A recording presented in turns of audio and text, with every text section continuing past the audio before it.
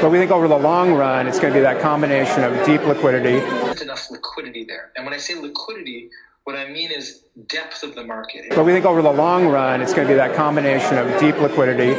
Once you pool all that liquidity, you can create more efficient pricing structures. Ladies and gentlemen, to another episode of 24 Hours in Crypto. This is After Hours. We're going to change our tone. We're not going to be excited as we are because things are about to get freaky and we need to get very serious. There was a video, well, not a video, a tweet that was published by Tony Edward, which we're going to get into. And it's significant. That's all I got to say. And I'm going to get into that in a second. But first, I'm going to give you 2 coins that I just bought. Not financial advice, actually 3. The first one, Poopsicle. Poopsicle just came out not too long ago, and it's supposed to be a competitor for the XRP ledger.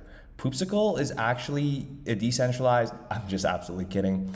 Just to end September off with a little, imagine that there's actually YouTubers out there that, shill coins like this. It's amazing. But it is XRP, it is Velo. Okay, just bought bags of Velo and XRP, and we are packing it up. But Tony Edward, I remember seeing Tony when he was just a baby, in this ecosystem in terms of followers, not his physical baby. But yeah, I've seen him grow substantially, very well. Congratulations. And I want to cover a tweet that he made today, and that's very bullish for the whole ecosystem. I just spoke to a former Ripple employee at Mainnet. This person was part of the team that developed Ripple's ODL product. I asked them about the upcoming RLUSD stablecoin, whether they think it could negatively affect XRP. They mentioned that they had advocated for Ripple to launch a stablecoin years ago. And I'm going to just stop right there because you guys know that we called the stablecoin before it came. You guys all know that, and we broke Twitter for that. And then I have been over time talking about how RLUSD and XRP, and even Brack Earlinghouse said it, their XRP complements, or RLUSD complements XRP, right? So we knew from the get-go, and do you guys remember what I said about the market cap? If there's $1 trillion in market cap for RLUSD, then XRP's market cap is going to be higher than $1 trillion.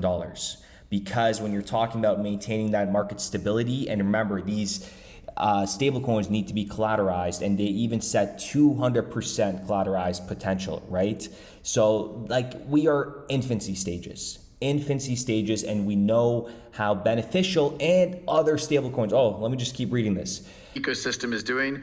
Anything we do in mind of how do we make sure XRP is as successful as possible for everyone here. Having, as David talked about stablecoins this morning, having liquidity on chain, having the bridging, and frankly, better on-ramps and off-ramps, that's good for everybody. Paraphrasing their response, they said the stablecoin will actually be beneficial for XRP, as it will be paired with it. XRP will help provide the stablecoin with greater liquidity since it is available on all exchanges. Additionally, this pairing will help stabilize the stablecoin and prevent depegging. Very important. Remember that market stability is going to be so important. Remember what I said about they were just looking at this network to see if there's no errors. Remember I said it's just being tested. It's being monitored. That's what they did. When they came in here, they started monitoring everything and saw, when Bitcoin does those dramatic fees of, $1 million, that right there is done.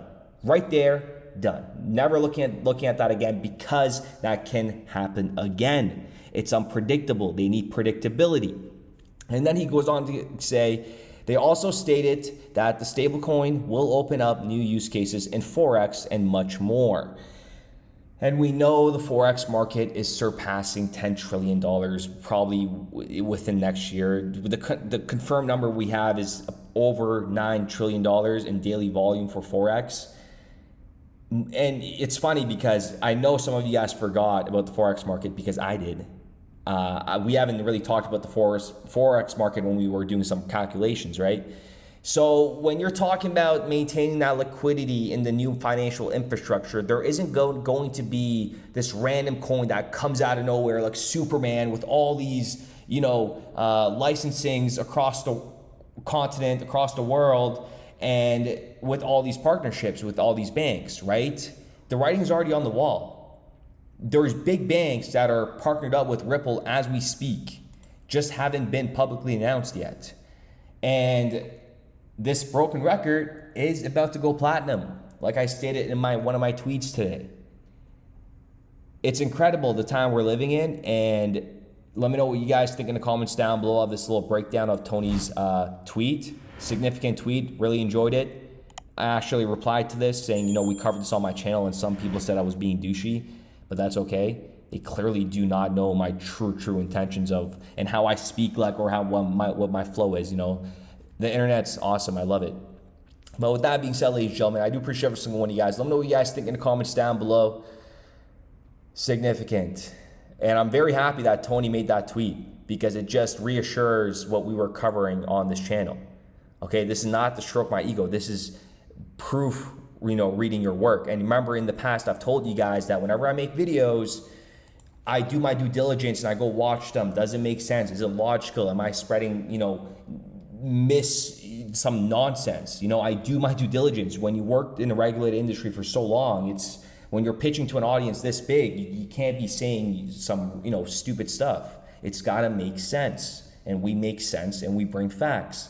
So with that being said, ladies and gentlemen, I do appreciate every single one of you guys for the past, I said that 5 times. It is late, so I normally do not record out this time. So go ahead and smash that like button.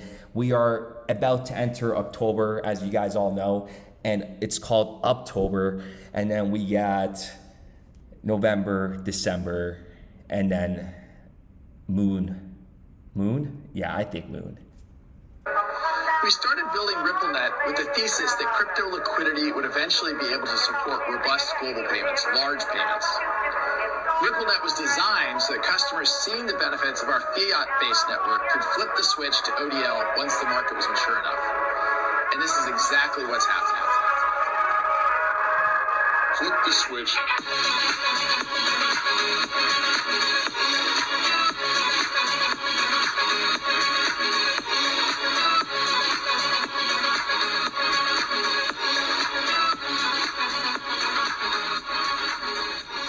I think what we're building has, it's solving a real problem. And I think all of the tokens, my advice to anybody would be, understand the utility. If there's real utility and there's real value being delivered to a real customer, there will be value in the token.